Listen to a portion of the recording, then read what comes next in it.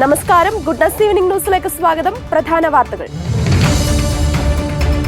വിശ്വകിരീടവുമായി Indian team ജന്മനാട്ടിൽ. പ്രൗഢ സ്വീകരണം, പ്രഭാത ഭക്ഷണം മോദിക്കൊപ്പം. കുടുംബങ്ങളുടെ ശാക്തീകരണം വിശ്വാസ കൈമാറ്റത്തിന് അനിവാര്യമെന്ന് മാർ റാഫേൽ തട്ടി. കാര്യവട്ടം ക്യാമ്പസ് സംഘർഷം യാതൊരു രാഷ്ട്രീയ ഭേദവുമില്ലാതെ നടപടി സ്വീകരിച്ചുവെന്ന് മുഖ്യമന്ത്രി. ആഘോഷങ്ങൾ ആർഭാടമാകുന്ന സ്വഭാവത്തിന് മാറ്റം വരുത്തണം എന്ന് ബിഷപ്പ് അംബ്രോസ് പുത്തൻവീട്ടിൽ. യൂറോയിലും കോപ്പയിലും വമ്പൻ പോരാട്ടങ്ങൾ. വാർത്തകൾ വിശദമായി. 2020 ലോകകപ്പ് 2024 കിരീടവുമായി ഇന്ത്യൻ ക്രിക്കറ്റ് ടീം അംഗങ്ങൾ ജന്മനാട്ടിൽ മടങ്ങിയെത്തി. ദില്ലി അന്താരാഷ്ട്ര വിമാനത്താവളത്തിലെത്തിയ ടീമിന് പ്രൗഢഗംഭീരമായ സ്വീകരണമാണ് ലഭിച്ചത്. ഇന്ത്യൻ ക്രിക്കറ്റ് ടീം പ്രധാനമന്ത്രി നരേന്ദ്രമോദിയുടെ വസതിയിൽ അദ്ദേഹത്തെ സന്ദർശിച്ചു. ഡൽഹിയിലെ ലോക് കല്യാൺ മാർഗിലുള്ള വസതിയിലായിരുന്നു കൂടിക്കാഴ്ച. രാവിലെ 11 മണിയോടെ എത്തിയ ഇന്ത്യൻ സംഘം പ്രധാനമന്ത്രിക്കൊപ്പം പ്രാതൽ കഴിച്ചു. 1 മണിക്കൂറോളം കൂടിക്കാഴ്ച നീണ്ടു. ടീമിനെ അഭിനന്ദിച്ച മോദി ഈ കിരീട വിജയം തുടരണമെന്നും ആവശ്യപ്പെട്ടു. BCCI secretary ജയഷാ, president Roger Binny എന്നിവരും ഇന്ത്യൻ ക്രിക്കറ്റ് ടീമിനൊപ്പം പ്രധാനമന്ത്രിയുടെ വസതിയിലുണ്ടായിരുന്നു. ചാമ്പ്യൻസ് എന്നെഴുതിയ പ്രത്യേക വിജയ ജേഴ്സി അണിഞ്ഞാണ് ഇന്ത്യൻ സംഘം പ്രധാനമന്ത്രിയുടെ വസതിയിലെത്തിയത്.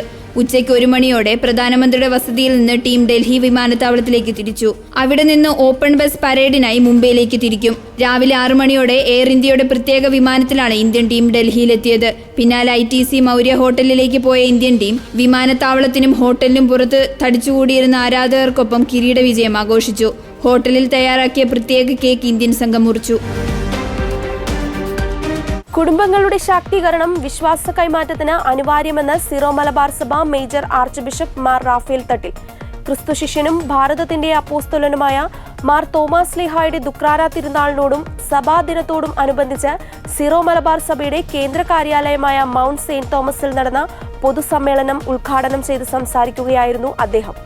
അവനോടൊപ്പം മരിക്കാൻ നമുക്കും പോകാം എന്ന സഹശിഷ്യന്മാരോട് പറഞ്ഞ തോമാസ് ലീഹായുടെ ജീവിത മാതൃക പ്രയാസഘട്ടങ്ങളിൽ പരാജയഭീതിയോടെ പിന്മാറുന്നതിനു പകരം ധീരതയോടെ അവയെ നേരിടാൻ നമ്മെ സഹായിക്കുമെന്നും മുറിവുകൾ ഉണക്കി സാക്ഷ്യം നൽകിക്കൊണ്ട് വിശ്വാസസ്ഥിരതയോടെ സഭയോടൊപ്പം ഒന്നിച്ചു മുന്നേറാമെന്നും അദ്ദേഹം ആഹ്വാനം ചെയ്തു. നമ്മുടെ പ്രയോറിറ്റി കുടുംബങ്ങളുടെ ശാക്തീകരണമായിരിക്കണം. നമ്മുടെ കുടുംബങ്ങൾ, ഞാൻ ചിലപ്പോഴൊക്കെ വിചാരിക്കാറുണ്ട്, ഞങ്ങൾ കൊച്ചങ്ങളായിരിക്കുമ്പോൾ 4 മണി കഴിഞ്ഞാൽ വീടാന്തരം കയറി ഇറങ്ങുന്ന അച്ഛന്മാർ, അത് ഒരു കൗതുകമായിരുന്നു. എല്ലാ വീടുകളിലും കയറി ഇറങ്ങുന്ന അച്ഛന്മാരെ ഇന്ന് നമുക്കത് നഷ്ടപ്പെടുകയാണ്. കുടുംബങ്ങളെ അക്കമ്പനി ചെയ്യുന്ന ഒരു പാസ്റ്ററൽ മിനിസ്ട്രിയെക്കുറിച്ച് നമ്മൾ കൂടുതൽ ഗൗരവമായിട്ട് ചിന്തിക്കണം.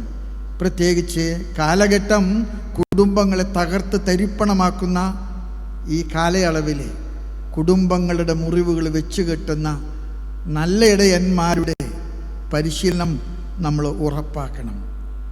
വിശ്വാസ പരിശീലനം ഞാൻ പറഞ്ഞു കുടുംബത്തിൽ നിന്ന് ആരംഭിക്കുന്നു.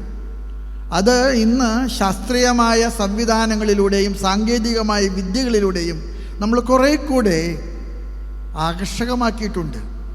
പക്ഷേ അതിലൂടെ കുടുംബങ്ങളുടെ ദൈവിക പരിശീലനവും വിശ്വാസ പരിശീലനവും നമുക്ക് കളയാൻ പറ്റില്ല. നമ്മുടെ സംഘടനകൾക്ക് കൂടുതൽ ഒരു പങ്കാളിത്ത സ്വഭാവമുള്ള ഒരു ശൈലിയിലേക്ക് നമ്മൾ സ്വീകരിക്കണം. നമ്മുടെ കൈക്കാരന്മാരെ നമ്മുടെ കൂട്ടുപങ്കാളികളാണ്. നമ്മുടെ സംഘടനകൾ നമ്മുടെ കൂട്ടുവേലക്കാരാണ്. അവർക്കൊക്കെ അർഹിക്കുന്ന പ്രാധാന്യം കൊടുത്തുകൊണ്ട് അവരെ കൂടെ ചേർത്ത് പിടിക്കുന്ന, ഒരിക്കലും മാറ്റി നിർത്താത്ത ഒരു സംഘടനാ ശൈലിയും ഒരു പങ്കാളിത്ത സ്വഭാവമുള്ള സഭയും നമുക്കുണ്ടാകണം. നമ്മുടെ സംഘടനകളെ ബലപ്പെടുത്തുമ്പോൾ നമ്മൾ മനസ്സിലാക്കേണ്ട ഒരു കാര്യമുണ്ട്. പള്ളിയിൽ വരുന്നവരെ മാത്രം കാക്കുന്ന, അവർക്ക് മാത്രം ശുശ്രൂഷ ചെയ്യുന്ന ഒരു ശൈലിയിൽ നിന്ന് 99നെയും വിട്ട് നഷ്ടപ്പെട്ടതിനെ തേടിപ്പോയ കർത്താവിൻ്റെ ശൈലി നമ്മൾ ഇനി കൂടുതൽ പ്രാവർത്തികമാക്കണം. ഇന്ന് നമ്മുടെ ഇടയിൽ വരുന്നവരെ നമ്മൾ ഒരു വിധത്തിലും പടക്കാതെ സൽക്കരിക്കുന്നുണ്ട്. പക്ഷെ വരാതെ മാറി നിൽക്കുന്നവരെ തേടിപ്പോകുന്ന ഒരു അജപാലന ശൈലിയെക്കുറിച്ച് നമ്മൾ കൂടുതൽ ഗൗരവത്തോടുകൂടെ ചിന്തിക്കണം. നഷ്ടപ്പെട്ടതിനെ തേടി തോളിലേറ്റി, മുറിവേറ്റതിനെ വെച്ചുകെട്ടി, ആരും നഷ്ടപ്പെടാതെ എല്ലാവരും ചേർത്ത് പിടിക്കുന്ന ഒരു ശൈലി അത് നമ്മുടെ സഭയുടെ ശൈലിയായിട്ട് മാറണം. രാവിലെ 8:30 മാർ റാഫേൽ തട്ടിൽ പിതാവ് സഭാ കാര്യാലയത്തിൽ പതാക ഉയർത്തിയതോടെ ആഘോഷ പരിപാടികൾക്ക് തുടക്കമായി. തുടർന്ന് നടന്ന ആഘോഷമായ റാസ കുർബാനയിൽ മേജർ ആർച്ച് ബിഷപ്പ് കാർമ്മികത്വം വഹിച്ചു. താമരശ്ശേരി രൂപത അധ്യക്ഷൻ മാർ റെമീജിയോസ് ഇഞ്ചനാനിയിൽ വചന സന്ദേശം നൽകി. എറണാകുളം അങ്കമാലി അതിരൂപത apostolic administrator Mar Bosco Puthur, curia bishop Mar Sebastian Vaniyapurakkal, Thrissur അതിരൂപത സഹായമെത്രാൻ മാർ ടോണി നീലങ്കാവിൽ എന്നിവർ സഹകാർമ്മികരായിരുന്നു. സമർപ്പിത സമൂഹങ്ങളുടെ മേജർ സുപ്പീരിയേഴ്സും രൂപതകളുടെ വികാരി ജനറൽമാരും സെമിനാരികളുടെ റക്ടർമാരും രൂപതകളെയും സമർപ്പിത സമൂഹങ്ങളെയും പ്രതിനിധീകരിച്ചു വന്ന ബഹുമാനപ്പെട്ട വൈദികരും സമർപ്പിതരും അൽമായരും വിശുദ്ധ കുർബാനയിൽ പങ്കുചേർന്നു. സെയിന്റ് തോമസ് ഓഡിറ്റോറിയത്തിൽ നടന്ന പൊതുസമ്മേളനത്തിന് മുന്നോടിയായി സീറോ മലബാർ സഭയുടെ ചരിത്രം അവതരിപ്പിക്കുന്ന ഡോക്യുമെന്ററി പ്രദർശിപ്പിച്ചു. സഭയുടെ ഗവേഷണ പഠന കേന്ദ്രമായ ലിറ്റർജിക്കൽ റിസർച്ച് സെന്റർ പ്രസിദ്ധീകരിച്ച apostolate of Saint Thomas in India എന്ന പുസ്തകം മാർ റാഫേൽ തട്ടിൽ പിതാവ് കാഞ്ഞിരപ്പള്ളി രൂപതാധ്യക്ഷൻ മാർ ജോസ് പുളിക്കൽ പിതാവിന് നൽകി പ്രകാശനം ചെയ്തു. LRC പഠന പരമ്പരയെ മാർ ടോണി നീലങ്കാവിലും പുതിയ പുസ്തകത്തെ എഡിറ്റർ റവറൻ ഡോക്ടർ പയസ് മാലേക്കണ്ടത്തിലും പരിചയപ്പെടുത്തി. Professor doctor Thomas Mannooran Parambil ഏർപ്പെടുത്തിയിട്ടുള്ള പൗരസ്ത്യരത്നം അവാർഡ് ചടങ്ങിൽ പ്രഖ്യാപിച്ചു. ആരാധനാക്രമ വിഷയത്തിൽ അതുല്യമായ സംഭാവനകൾ നൽകിയ reverend professor doctor Varghese Pathikulangara CMI ആണ് അവാർഡിന് അർഹനായത്. പൊതുസമ്മേളനത്തിൽ MSMI സന്യാസി സമൂഹത്തിന്റെ superior general sister LC Vadakkemury, കത്തോലിക്ക Congress global president advocate Biju Parayanilam, Mathruvedi global general secretary Ancy Mathew Chonnoth എന്നിവർ ആശംസകൾ അർപ്പിച്ച് സംസാരിച്ചു. ചടങ്ങിന് curia bishop Mar Sebastian Vaniyapurackal സ്വാഗതം ആശംസിക്കുകയും major ആർക്കി episcopal curia chancellor father Abraham Kavilpurayidathil കൃതജ്ഞത പ്രകാശിപ്പിക്കുകയും ചെയ്തു. പൊതുസമ്മേളനത്തോടനുബന്ധിച്ച് വിവിധ കലാപരിപാടികൾ അവതരിപ്പിച്ചു. സ്നേഹവിരുന്നോടുകൂടി സഭാദിന പരിപാടികൾ സമാപിച്ചു.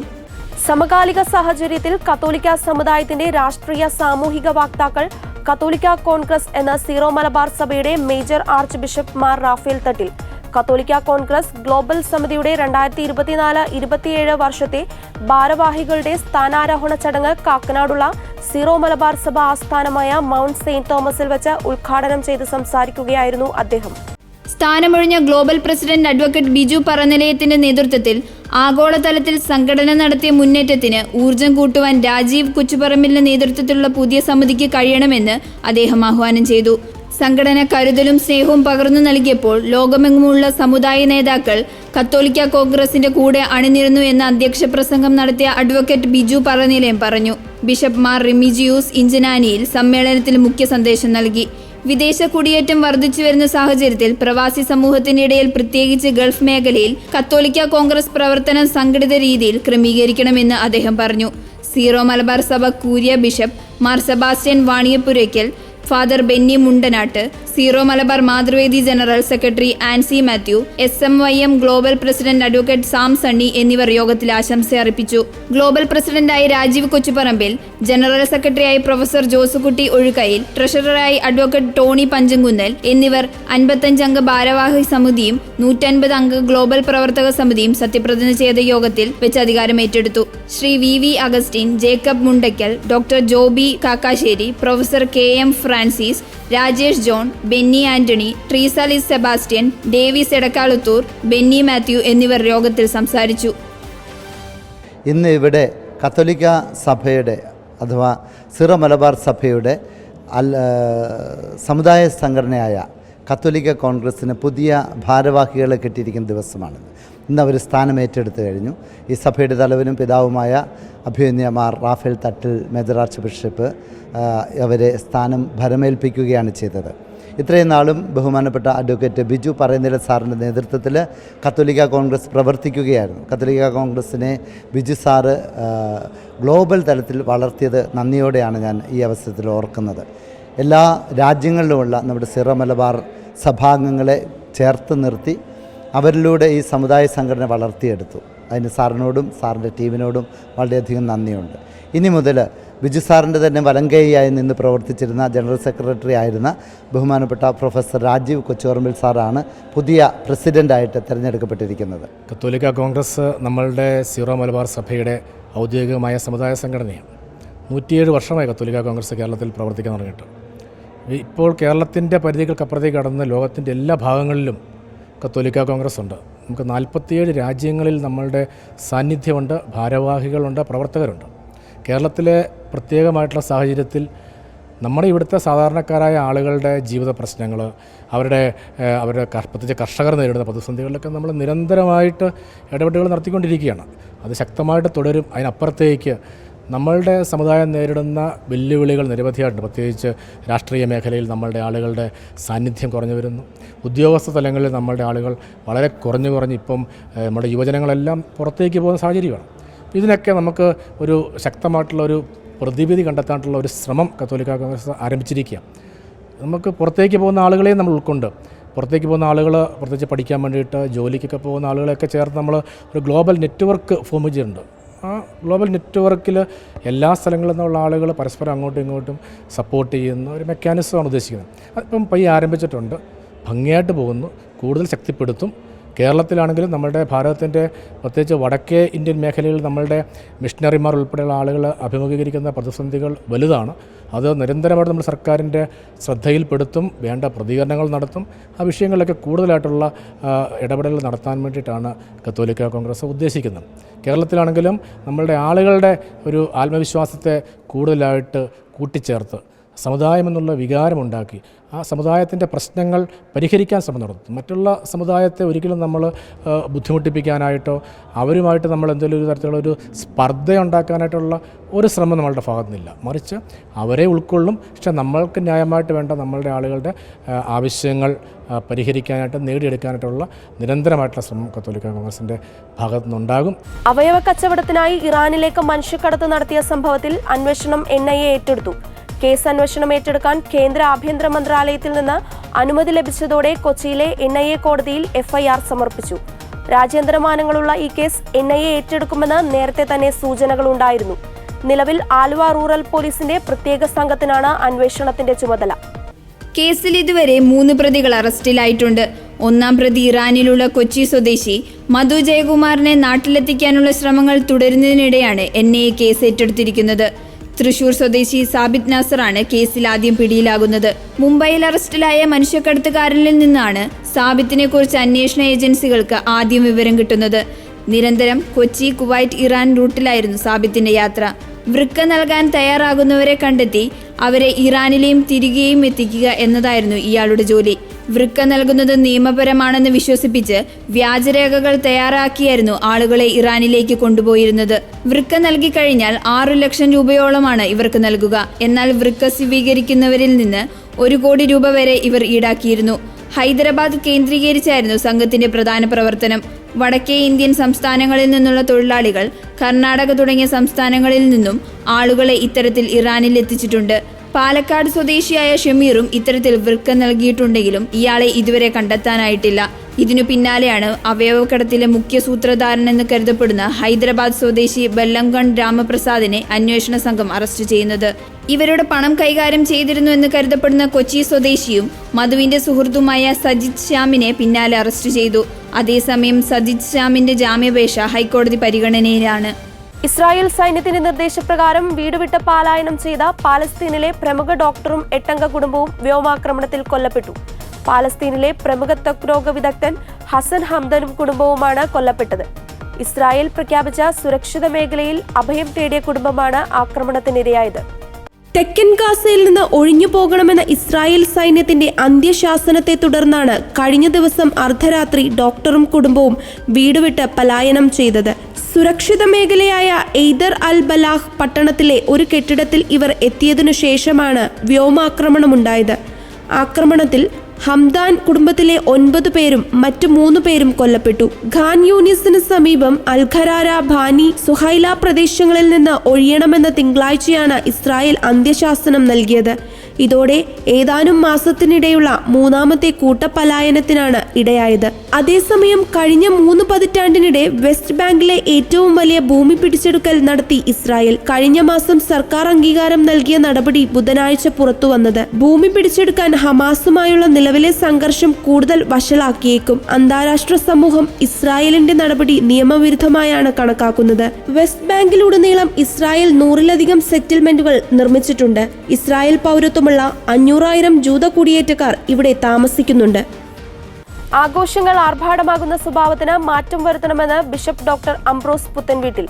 കോട്ടപ്പുറം രൂപതയുടെ 37ാമത് രൂപതാ ദിനവും 3 വർഷത്തെ റൂബി ജൂബിലി ആഘോഷങ്ങളുടെ ഉദ്ഘാടനവും വിശുദ്ധ തോമാസ് ശ്ലീഹായുടെ രക്തസാക്ഷിത്വ തിരുനാളും പ്രമാണിച്ച് കോട്ടപ്പുറം സെയിന്റ് മൈക്കിൾസ് കത്തീഡ്രലിൽ അർപ്പിച്ച ദിവ്യബലിയിൽ വചനപ്രഘോഷണം നടത്തുകയായിരുന്നു അദ്ദേഹം. ആർഭാടങ്ങൾ ഉപേക്ഷിച്ച് കുടുംബത്തെയും സമൂഹത്തെയും സമുദായത്തെയും ശക്തിപ്പെടുത്തണം. അർത്ഥമില്ലാത്ത ആഘോഷങ്ങൾ ഉണ്ടാകരുത്. കുടുംബങ്ങൾക്കും സഹപ്രവർത്തകർക്കും പ്രത്യാശ നൽകുന്ന പ്രത്യാശയുടെ തീർത്ഥാടകരാകണമെന്നും ബിഷപ്പ് ഡോക്ടർ അംബ്രോസ് പുത്തൻവീട്ടിൽ ഉദ്ബോധിപ്പിച്ചു. കോട്ടപ്പുറം രൂപതയുടെ പ്രഥമ ഇടയൻ arch bishop emeritus doctor Francis Kallarakkal ദിവ്യബലിയിൽ മുഖ്യ കാർമ്മികത്വം വഹിച്ചു. Bishop emeritus doctor Joseph Karikkassery ആമുഖ പ്രഭാഷണം നടത്തി. ദിവ്യബലിക്കു ശേഷം റൂബി ജൂബിലിയുടെ ഉദ്ഘാടനം arch bishop doctor Francis Kallarakkal ദീപം തെളിയിച്ച് നിർവഹിച്ചു. Ruby jubilee logo bishop doctor Joseph Karikkassery പ്രകാശനം ചെയ്തു. ജൂബിലി പ്രാർത്ഥന വരാപ്പുഴ അതിരൂപത സഹായമെത്രാൻ ഡോക്ടർ ആന്റണി വാലുങ്കൽ ചൊല്ലിക്കൊടുത്തു. ബിഷപ്പ് ഡോക്ടർ വാലുങ്കലിനെ ബിഷപ്പ് ഡോക്ടർ അംബ്രോസ് പുത്തൻവീട്ടിൽ പൊന്നാടി അണിയിച്ച് ആദരിച്ചു.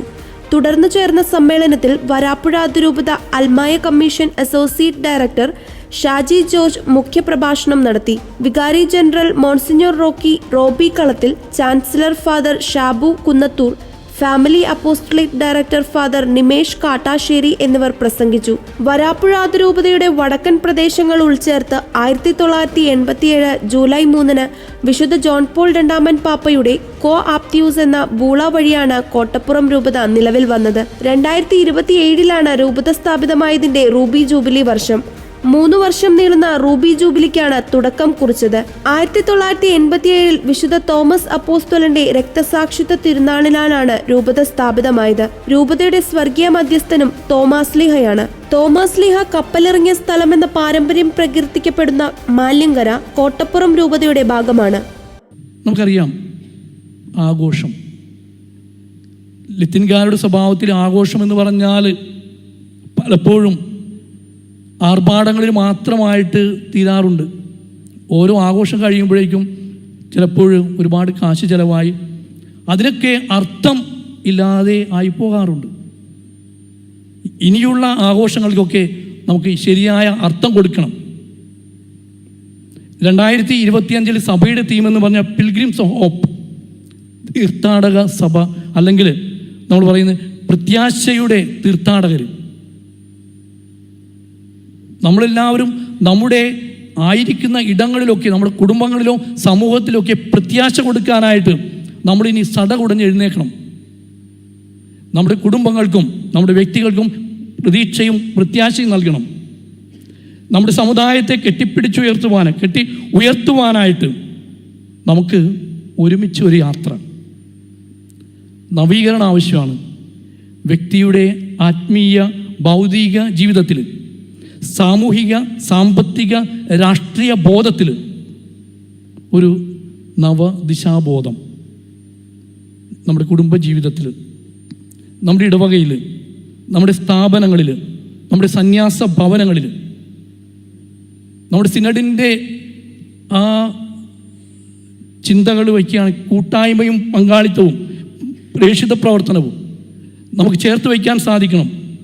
രാജകീയ പൗരോഹിത്യ പ്രവാചക ദൗത്യം ഏറ്റെടുത്തവരാണ് നമ്മൾ എന്ന് മനസ്സിലാക്കിക്കൊണ്ട് നമുക്ക് ലത്തീൻ സമുദായ അംഗങ്ങളാണെന്ന് അഭിമാനിച്ചുകൊണ്ട് വിശുദ്ധ തോമസിനെ പോലെ തൻ്റെ ജീവിതത്തിൽ എന്തൊക്കെയാണോ താൻ ആയിരുന്നതെന്ന് തിരിച്ചറിഞ്ഞുകൊണ്ട് ചങ്കൂറ്റത്തോടെ പ്രവർത്തിക്കേണ്ട സമയത്ത് ചങ്കൂറ്റത്തോടും, സംശയത്തോടെ നിൽക്കേണ്ട സമയത്ത് സംശയത്തോടും, വാശിയോടെ ആയിരിക്കുമ്പോൾ വാശിയോടും, മൗനം അവലംബിക്കേണ്ട സമയത്ത് പക്വതയുള്ള മൗനത്തോടും കൂടി പരിശുദ്ധാത്മാവിൻ്റെ പ്രാർത്ഥന ചൈതന്യത്താൽ നിറഞ്ഞ് ജീവിക്കുവാനായിട്ട് നമ്മളൊരു തുടക്കം കുറിക്കണം.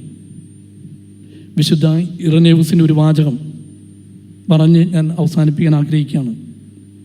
God's glory is when human fully alive. ദൈവത്തെ മഹത്വപ്പെടുത്തുന്നത് മനുഷ്യൻ തൻ്റെ കഴിവുകളെല്ലാം പുറത്തെടുക്കുമ്പോഴാണ്. നമുക്കെല്ലാം ദൈവം നൽകിയിരിക്കുന്ന കഴിവുകളെല്ലാം പുറത്തെടുക്കുമ്പോൾ ദൈവം സൃഷ്ടിച്ചത് ഇത്രയ്ക്ക് സുന്ദരമായ സൃഷ്ടിയാണെന്ന് ദൈവത്തിന് തന്നെ സന്തോഷത്തോടെ പറയാൻ പറ്റും.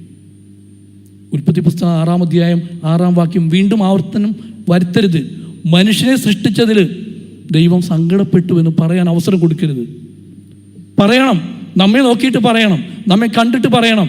ആ അച്ഛൻ, ആ സിസ്റ്റർ, ആ അൽമായൻ, ആ കത്തോലിക്കൻ, ആ കൊട്ടപ്പുറത്തുകാരൻ, ആ വരാപ്പുഴക്കാരൻ, അല്ലെങ്കിൽ ആ ലത്തീൻകാരൻ മിടുക്കനാണ്, മിടുക്കിയാണ്. ഇവരെ കണ്ട് ജീവിക്കാനായിട്ട്, അങ്ങനെ ദൈവികമായ ചൈതന്യത്താൽ നിറഞ്ഞു നിൽക്കാനായിട്ട് നമുക്ക് സാധിക്കണം. നീറ്റ് UG പരീക്ഷാ പേപ്പർ ക്രമക്കേടിൽ നിർണായക അറസ്റ്റ്. മുഖ്യ സൂത്രധാരൻ അമിത് സിംഗിനെ ജാർഖണ്ഡിൽ നിന്ന് CBI അറസ്റ്റ് ചെയ്തു. ഹസാരിബാഗിലെ സ്കൂൾ പ്രിൻസിപ്പൽ ഇസാൻ ഉൾ ഹഖ്, പരീക്ഷാ സെന്റർ സൂപ്രണ്ട് ഇംതിയാസ് ആലം എന്നിവരടക്കം കേസിൽ നേരത്തെ അറസ്റ്റിലായിരുന്നു. ഹസാരിബാഗിലെ സ്കൂളിൽ നിന്നാണ് ചോദ്യപേപ്പർ ചോർന്നത്. ഇതുമായി ബന്ധപ്പെട്ടാണ് സ്കൂൾ പ്രിൻസിപ്പലിനെയും പരീക്ഷാ സെന്റർ സൂപ്രണ്ടിനെയും അടക്കം നേരത്തെ CBI അറസ്റ്റ് ചെയ്തിരുന്നു. നീറ്റ് പരീക്ഷ പേപ്പർ ചോർച്ചയിൽ ഗുജറാത്തിലും ബീഹാറിലുമടക്കം CBI റെയ്ഡ് നടത്തി. ഗോദ്ര, അഹമ്മദാബാദ് ഉൾപ്പെടെ 7 ഇടങ്ങളിലാണ് CBI പരിശോധന നടത്തിയത്. നീറ്റ് പരീക്ഷാ ക്രമക്കേടിൽ ജൂൺ 23-നാണ് CBI കേസെടുക്കുന്നത്. ഛത്തീസ്ഗഡ്, ജാർഖണ്ഡ്, ബീഹാർ, മഹാരാഷ്ട്ര, ഹരിയാന തുടങ്ങിയ സംസ്ഥാനങ്ങളിലാണ് അന്വേഷണം. 1-ാം റാങ്ക് ലഭിച്ചവരിൽ 44 പേർക്ക് ഗ്രേസ് മാർക്ക് നൽകിയെന്നാണ് NTA വിശദീകരിക്കുന്നത്. സമയക്കുറവ് കൊണ്ട് പരീക്ഷ എഴുതാൻ കഴിഞ്ഞില്ലെന്ന പരാതി ഉന്നയിച്ചവർക്കും NCERT പാഠപുസ്തകത്തിലെ ഉത്തരത്തിന്റെ പിഴവിനും ഗ്രേസ് മാർക്ക് നൽകിയതാണ് ഉയർന്ന റാങ്ക് നേടിയവരുടെ എണ്ണം കൂടാൻ കാരണമെന്ന് പിന്നീട് NTA വാർത്താക്കുറിപ്പിറക്കിയിരുന്നു. മുൻ കോടതി വിധികളുടെ അടിസ്ഥാനത്തിലാണ് ഗ്രേസ് മാർക്ക് നൽകിയെന്നാണ് NTA അവകാശപ്പെടുന്നത്.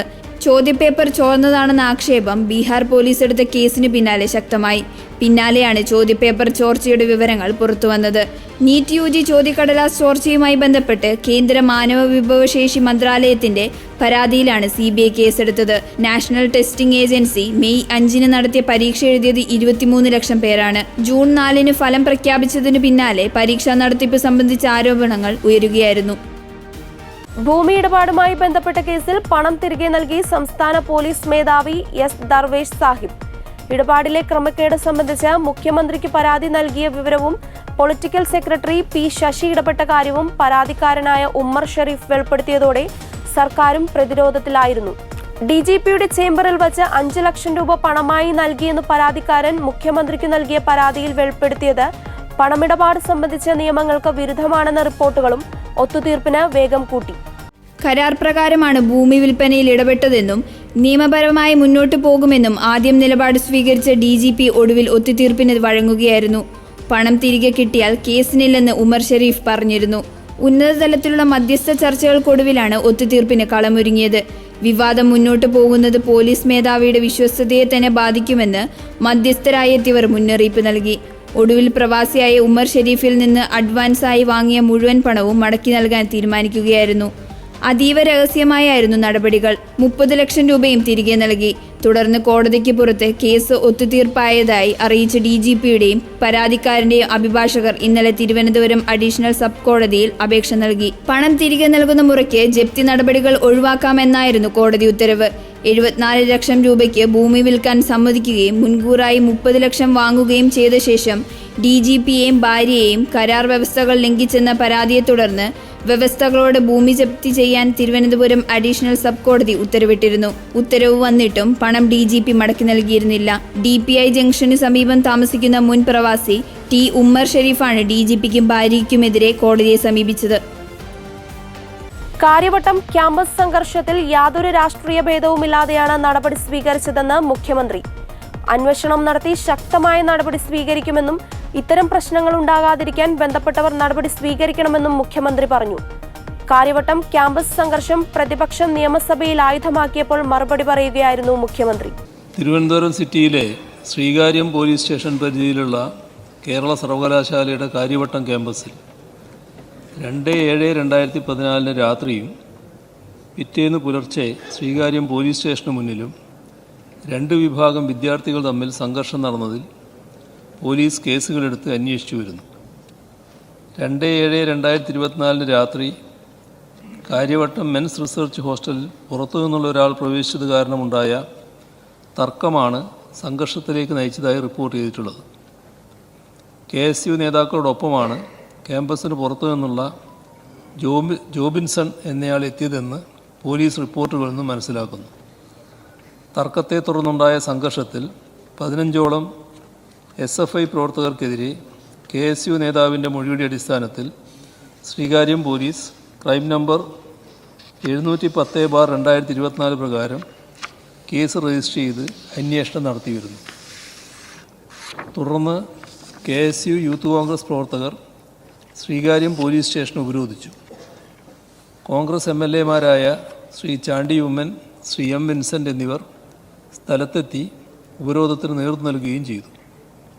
ഈ സമയത്ത് KSU യൂത്ത് കോൺഗ്രസ് പ്രവർത്തകരുടെ ഭാഗത്തു നിന്ന് പോലീസിന് നേരെ കല്ലേറുണ്ടായി. ഡ്യൂട്ടിയിലുണ്ടായിരുന്ന സീനിയർ പോലീസ് ഓഫീസർ സന്തോഷിന് കല്ലേറിൽ നെഞ്ചിൽ പരിക്കേറ്റു. ഈ സംഭവത്തിൽ പോലീസ് ഉദ്യോഗസ്ഥൻ്റെ മൊഴിയുടെ അടിസ്ഥാനത്തിൽ MLAമാരായ M. വിൻസെൻ്റ്, ചാണ്ടി ഉമ്മൻ എന്നിവർക്ക് പുറമെ 20ഓളം KSU യൂത്ത് കോൺഗ്രസ് പ്രവർത്തകർക്കെതിരെ crime number 709/2024 Sreekaryam police case register ചെയ്ത് അന്വേഷണം നടത്തി വരുന്നു. ഇതേസമയം SFI പ്രവർത്തകരും സ്റ്റേഷന് സമീപത്തുണ്ടായിരുന്നു. സംഘർഷാവസ്ഥ സംജാതമായ സാഹചര്യത്തിൽ 20ഓളം SFI പ്രവർത്തകർക്കെതിരെയും ശ്രീകാര്യം പോലീസ് ക്രൈം നമ്പർ 708/2024 സ്വമേധയാ കേസ് രജിസ്റ്റർ ചെയ്തിട്ടുണ്ട്. സംഘർഷാവസ്ഥ നിയന്ത്രണ വിധേയമാക്കുന്ന ലക്ഷ്യത്തോടുകൂടി പോലീസ് കൃത്യമായ ഇടപെടലും പ്രവർത്തനവുമാണ് നടത്തിയിട്ടുള്ളത്. ഇക്കാര്യത്തിൽ യാതൊരുവിധ രാഷ്ട്രീയ വിവേചനവുമില്ലാതെയാണ് നടപടികളെടുത്തു വരുന്നത്. സംഭവം സംബന്ധിച്ച് രജിസ്റ്റർ ചെയ്തിട്ടുള്ള എല്ലാ കേസുകളിലും ശക്തമായ അന്വേഷണം നടത്തി നടപടികൾ സ്വീകരിക്കും. കോളേജ് ക്യാമ്പസിൽ നടന്ന തർക്കമാണ് സംഘർഷത്തിൽ കലാശിച്ചത്. ഇതിൽ നടപടിയായി 15ഓളം SFI പ്രവർത്തകർക്കെതിരെയും കേസെടുത്തിട്ടുണ്ട്. ക്യാമ്പസിന് പുറത്തുനിന്നുള്ള ആളുകൾ KSU പ്രവർത്തകർക്കൊപ്പം എത്തിയതാണ് സംഘർഷത്തിന്റെ കാരണം. MLAമാരായ M. വിൻസെന്റും ചാണ്ടി ഉമ്മനുമാണ് പോലീസ് സ്റ്റേഷൻ ഉപരോധത്തിന് നേതൃത്വം നൽകിയത്. ഒരു പോലീസുകാരന്റെ മൊഴിയുടെ അടിസ്ഥാനത്തിലാണ് MLAമാർക്കെതിരെ കേസെടുത്തതെന്നും മുഖ്യമന്ത്രി പറഞ്ഞു. SFIക്കെതിരെ ആരോപണങ്ങളുമായി ആദ്യം രംഗത്ത് വന്നത് M. വിൻസെന്റ് MLA ആണ്. SFI അതിക്രമങ്ങൾ ചർച്ചയ്ക്ക് വന്നപ്പോഴെല്ലാം അവരെ മുഖ്യമന്ത്രി ന്യായീകരിക്കുന്ന കാഴ്ചയാണ് കാണുന്നത്. മുഖ്യമന്ത്രി SFIക്ക് രാഷ്ട്രീയ സംരക്ഷണം നൽകുന്നുവെന്നും ഇതാണ് അവരെ ആക്രമണങ്ങൾക്ക് പ്രചോദനം നൽകുന്നതെന്നും M. വിൻസെന്റ് പറഞ്ഞു. SFI നടത്തുന്ന ക്രൂരമായ അക്രമ പരമ്പരകൾ ഈ സഭയിൽ ചർച്ചയ്ക്ക് വന്നപ്പോഴെല്ലാം SFIയുടെ പ്രവൃത്തികളെ ന്യായീകരിക്കുന്ന ഒരു സമീപനമാണ് ബഹുമാനപ്പെട്ട മുഖ്യമന്ത്രിയുടെ ഭാഗത്തു നിന്ന്. സർ, ഇന്നും അദ്ദേഹം പറഞ്ഞത് ഹോസ്റ്റലിൽ ഒരാൾ അതിക്രമിച്ച് കയറിയതിനെ തുടർന്ന് ആണ് ഈ സംഘർഷം ഉണ്ടായി എന്നുള്ളതാണ്. സർ, അത് നമുക്ക് പരിശോധിക്കാം. സർ ലോ കോളേജിലെ KSUവിൻ്റെ യൂണിറ്റ് പ്രസിഡൻ്റായിരുന്ന വനിതാ നേതാവായിരുന്ന അഫ്ന യാക്കൂബിനെ നിലത്തിട്ട് ചവിട്ടി കൂട്ടിയ സംഭവം, KSUക്കാർ താമസിക്കുന്ന വീടുകളിലേക്ക് പോയി SFIക്കാർ നടത്തിയ അക്രമം, അവർ ആശുപത്രിയിലേക്ക് ചികിത്സയ്ക്ക് പോയപ്പോൾ 70ഓളം പേർ ചേർന്ന് അവിടെ നടത്തിയ അക്രമം, ഇതിനെക്കുറിച്ച് അന്ന് ബഹുമാനപ്പെട്ട പ്രതിപക്ഷ നേതാവിടെ സബ്മിഷൻ ഉന്നയിച്ചപ്പോൾ അങ്ങേ അസ്വസ്ഥനാക്കി. അങ്ങ് പറഞ്ഞു SFI അധിക്ഷേപിക്കുന്നതിന് അതിര് വേണ്ടേ എന്നാണ് അങ്ങ് ചോദിച്ചത്. അങ്ങ് വീണ്ടും പറഞ്ഞു SFI ഇങ്ങനെ പൊങ്ങി പോകുന്നതിൽ ഞങ്ങൾക്കുള്ള അസൂയയാണ് എന്ന്. സർ, പൊങ്ങി പോകുന്നുണ്ട് സാർ. ASFന്റെ വനിതാ നേതാവിനെ കേട്ടാലറയ്ക്കുന്ന ഭാഷാ പ്രയോഗം നടത്തിയിട്ടുള്ള നേതാവിനെ സംസ്ഥാന സെക്രട്ടറിയാക്കി പൊങ്ങിപ്പോയി സർ. വിജയലക്ഷ്മി ടീച്ചറെ തടഞ്ഞു വെച്ച് ആക്രമിച്ചയാളെ രാജ്യസഭാംഗമായിട്ട് പൊങ്ങിപ്പോയിട്ടുള്ള കാര്യമാണ് സാർ കാണുന്നത്.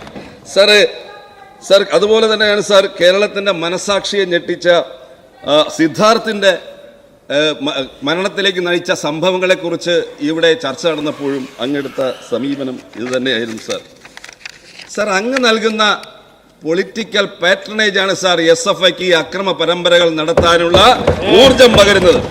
ഇതിനായിരുന്നു മുഖ്യമന്ത്രി മറുപടി നൽകിയത്. KSU പ്രവർത്തകർ പ്രതികളായ കേസുകൾ എടുത്തു പറഞ്ഞും മുഖ്യമന്ത്രി പ്രതിരോധിച്ചു. വയനാട്ടിൽ രാഹുൽ ഗാന്ധിയുടെ ഓഫീസിലെ ഗാന്ധി ചിത്രം SFI പ്രവർത്തകർ തകർത്തു എന്നായിരുന്നു പ്രചാരണം. പിന്നീട് വസ്തുതകൾ കൃത്യമായി പുറത്തു വന്നപ്പോൾ എന്ത് ന്യായീകരണമാണ് നിങ്ങൾക്ക് പറയാനുണ്ടായിരുന്നതെന്ന് മുഖ്യമന്ത്രി ചോദിച്ചു. KPCC പ്രസിഡന്റ് അടുത്ത അനുയായിയാണ് AKG സെന്ററിൽ ആക്രമണ കേസിൽ അറസ്റ്റിലായത്. തനിക്ക് നേരെ വിമാനത്തിലുണ്ടായ ആക്രമണത്തിൽ ഇയാൾക്കും പങ്കുണ്ടെന്ന് വ്യക്തമായിരുന്നു. ഏതെല്ലാം തരത്തിലുള്ള മാധ്യമവേട്ട നേരിട്ടാണ് ഞങ്ങളെല്ലാം ഇവിടെ നിൽക്കുന്നത് എന്ന് ചോദിച്ച മുഖ്യമന്ത്രി, ഈ പ്രചാരണം കൊണ്ടൊന്നും തകർന്നു പോകുന്നവരല്ല ഞങ്ങളൊന്നും, അങ്ങനെ ഒരു വ്യാമോഹം വേണ്ടെന്നും മറുപടി നൽകി. ഇതോടെ ഗുഡ്നസ് ഈവനിംഗ് ന്യൂസ് പൂർണ്ണമാകുന്നു. കൂടുതൽ വാർത്താ അപ്ഡേറ്റുകൾക്കായി ഗുഡ്നസ് ഓൺലൈൻ സന്ദർശിക്കുക. നന്ദി.